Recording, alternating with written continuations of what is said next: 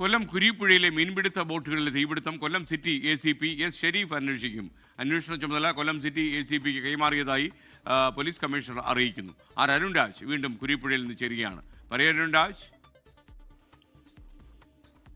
കൊല്ലം കുരിപ്പുഴയിലെ മത്സ്യബന്ധന ബോട്ടുകൾക്ക് തീപിടിച്ച സംഭവം അന്വേഷിക്കാൻ ഇപ്പോൾ കൊല്ലം സിറ്റി കമ്മീഷണർ കൊല്ലം സിറ്റി ACP എസ് ഷെരീഫാണ് നിർദ്ദേശം നൽകിയിരിക്കുകയാണ്. അന്വേഷണ ചുമതല കൊല്ലം സിറ്റി ACPക്ക് ആയിരിക്കും.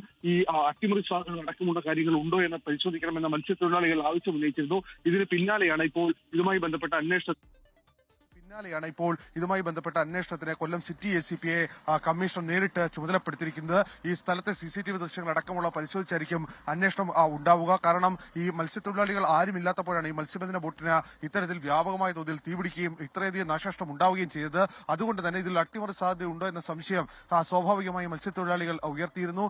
ഈ ആവശ്യം കൂടി പരിഗണിച്ചാണ് നിലവിൽ ഇപ്പോൾ അന്വേഷണ ചുമതല കൊല്ലം സിറ്റി ACPക്ക് കൈമാറിക്കൊണ്ടുള്ള ഉത്തരവ് കൊല്ലം സിറ്റി കമ്മീഷണർ ഇറക്കിയിരിക്കുന്നത്. ഇന്ന് തന്നെ അന്വേഷണം ആരംഭിക്കും. മത്സ്യത്തൊഴിലാളികളുടെ മൊഴിയെടുക്കും. അതേപോലെ തന്നെ സമീപത്തെ CCTV ദൃശ്യങ്ങൾ അടക്കം പരിശോധിച്ചായിരിക്കും ഇതുമായി ബന്ധപ്പെട്ട അന്വേഷണത്തിലേക്ക് കടക്കുക എന്ന് കൊല്ലം സിറ്റി ACP എസ് ഷെരീഫ് അറിയിച്ചിട്ടുണ്ട്. ലോകത്തെവിടെയായാലും ഏത് സമയത്തും 24 വാർത്തകളും ഓഗ്മെന്റഡ് റിയാലിറ്റി പാക്കേജുകളും എക്സ്പ്ലെയിനറുകളും വിശദമായി കാണാൻ ഞങ്ങളുടെ YouTube ചാനൽ നിങ്ങൾക്ക് സബ്സ്ക്രൈബ് ചെയ്യാം.